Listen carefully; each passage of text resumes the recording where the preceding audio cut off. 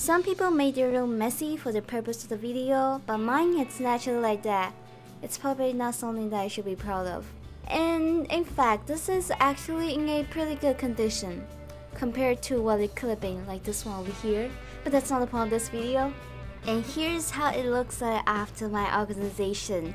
I just don't know how long it will last. But it's okay, let's just take one little step at a time. Alright, now let's start organizing. The first organization tip is to use Ziploc bags to categorize. You can either write on the Ziploc bag directly or use label stickers like I'm doing here. So for example, here are some of the prizes that I'm preparing for the giveaway. So I just take a piece of sticker, write giveaway on it, and stick onto the Ziploc bag and zip it away. The next tip is if it takes less than 5 minutes, then do it. This letter punch, it has been sitting there forever. So I'm going to test it and decide whether I'm going to keep it or return it. The next tip is put things back where they belong to. This plate should be back in the kitchen by the time I'm done eating, and this one too. The next tip is to use Ziploc bags to organize your to-do list, and then put it away in a box. I'm using a box because I have that many things I haven't finished. This is how it looks. I halfway do it. Yay! Now it's time for some DIYs. The first DIY is a toilet paper roll makeup holder, or you can use it to store your pens and pencils. The first thing I'm doing here is to decide how I want the makeup holder to look like. I cut out one of the toilet paper rolls so that it has some kind of variation, and also so that I could use that for the stuff that are shorter than other ones. Then I'm using a measuring tape to measure the circumference of the paper roll.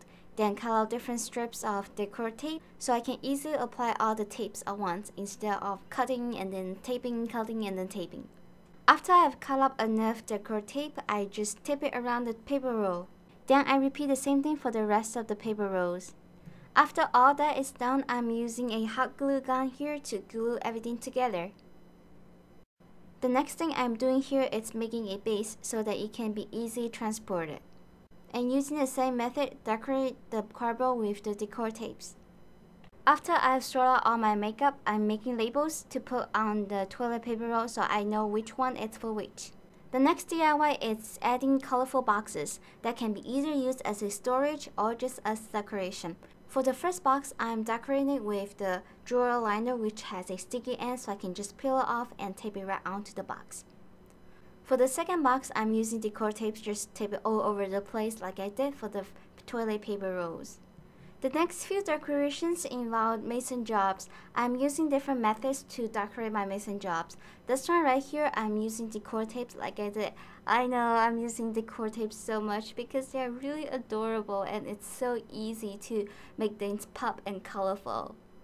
The mason jobs that I have, they are quite tall, so most of the things that I put in there just fell into the mason job, so it becomes really hard to take them out.